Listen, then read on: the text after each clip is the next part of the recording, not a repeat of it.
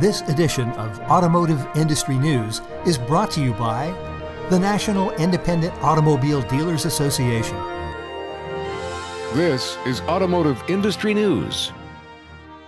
Hi, I'm Eve Rojas, and welcome to another edition of Automotive Industry News. Our top stories: accelerate your success at the biggest event in the used vehicle industry, and BMW's compact SUV fails miserably in a safety test. But first, winter's officially over, but while it was here, Audi decided to have a little fun on the ski slopes. The German automaker took its e-tron electric SUV to Kitzbühel, Austria, to try its hand at negotiating the frame's Strife downhill ski course. Only instead of racing downhill like the world-class ski racers who compete there each year, the e-tron was headed uphill, equipped with spiked tires and a special all-wheel drive powertrain that included 2 electric motors on the rear axle and another on the front. The e-tron took on the course's steepest, most treacherous section, an 85-degree grade called Die Mousafala. Take a look. We want to really try to go up the Mousafala with this Audi e-tron prototype. Let's go and face the beast. Let's go check it out.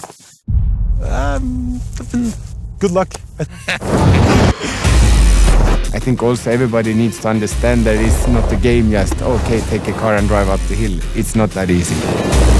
Safety is absolutely a priority for Audi. We have a safety rope here. Fahrbetrieb, Bremsbetrieb. Die stehen mit Reifen nur. Einmal lupfe ich 1 Millimeter. Alter, dann geht's da runter.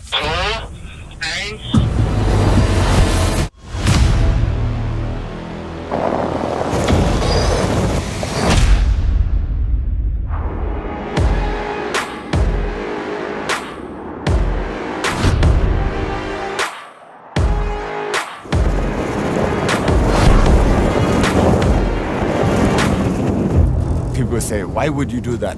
It's a lot of risk and no reward. Going up the Mousafala was not really on my bucket list, but for me, I've been doing a lot of crazy things in my life, and in sport or with cars, doing a big jump or doing rallying, whatever, everything comes with danger, but that's also to squeeze the limits is something that I like.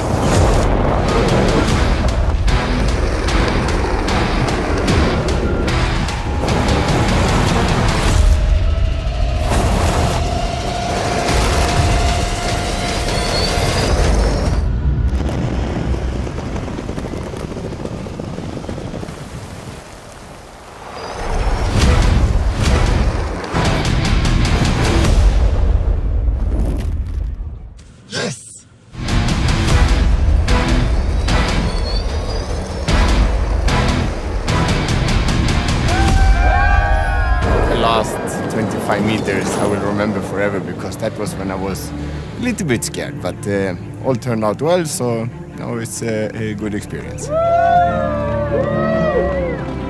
More automotive industry news in a moment. NIADA is proud to announce this year's keynote speaker will be a legendary business executive who has been described by the media as Superwoman undercover and the Pied Piper of potential. Sarah Robb O'Hagan, who has been a top executive for a long list of ultra-successful companies, including Nike and Gatorade, has twice been named one of the most powerful women in sports, will be the convention's featured speaker. She'll lay out a roadmap for becoming the most extreme version of yourself by operating at the edge of your potential and building collaborative, focused, and successful teams. And she'll share practical takeaways for how to make failure your fuel. Discover your most competitive playing field, get out of line rather than always following convention wisdom, and how to bring out the extreme in others. You don't want to miss the NIADA ABD Combined Mega Conference June 17th through 20th at the Venetian in Las Vegas. What does success mean to you? Everyone has his or her own definition of success, but all of us want to reach it sooner. So how can you accelerate your success as an independent auto dealer? NIADA has an answer. The 73rd Annual NIADA and ABD Convention and Expo offers the best and most comprehensive education offerings available for independent dealers, as well as Expo Hall packed with the latest products and services to help you accelerate your dealership towards success.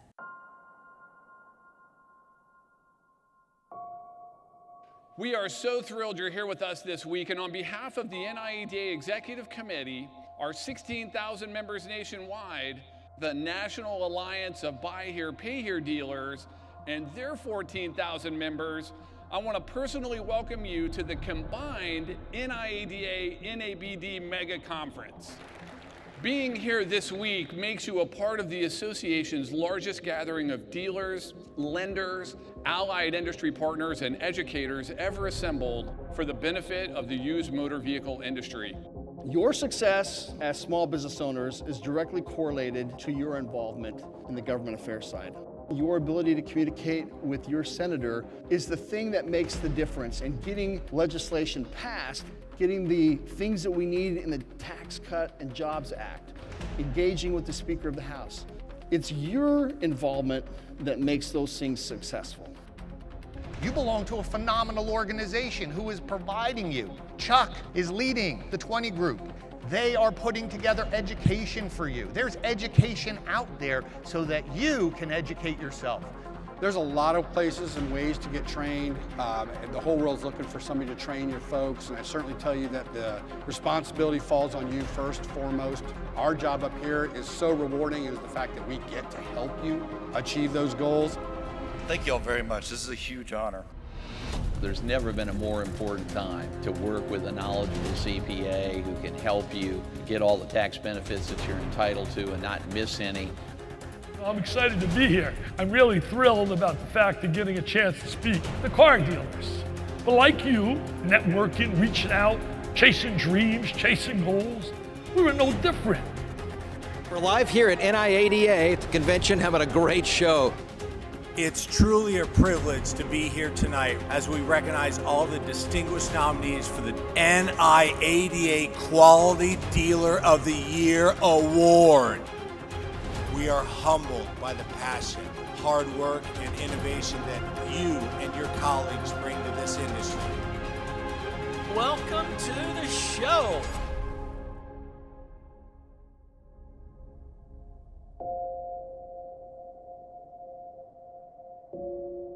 Back with more in a moment. Dave Anderson here, and I just wanted to let you know I'm really excited about being invited back to speak at the NIADA convention, June 18th in Las Vegas. My topic this time is how to master the art of accountability, and I don't know that there's better timing for this message. Holding people accountable requires the right skill set and the right mindset. We're going to talk about both of these in my hour presentation. I'm going to give you some real tools to where you can go back and get better at this.